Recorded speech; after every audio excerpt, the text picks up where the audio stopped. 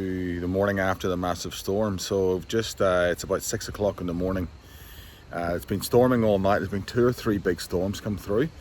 Happy to report the DX-27 Bush Company tent was amazing. Obviously a bit of flapping wind and stuff, but completely waterproof and did the job beautifully. Luckily I looked at the weather forecast last night and noticed a storm was coming, so I packed the awning away in the shower tent and pretty much packed everything up. But just having a look around this morning, there's been a bit of carnage, which I'll show you now, but I've got some footage of during the night, because the big thing I was worried about was a lot of these trees falling over and maybe hitting the tent, because they're pretty much everywhere, and there has been a few fall down. So I'll roll the footage of during the night and then I'll show you what debris has fallen down in the meantime.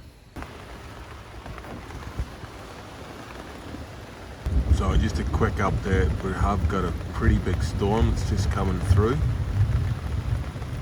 So far the tent is faring pretty well.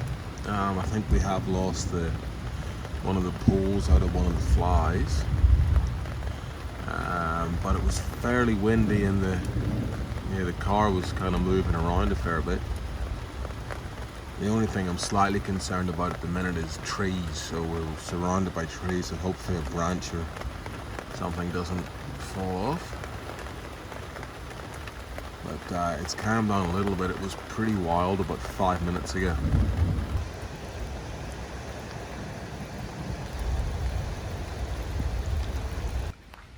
Reasonably large branch there.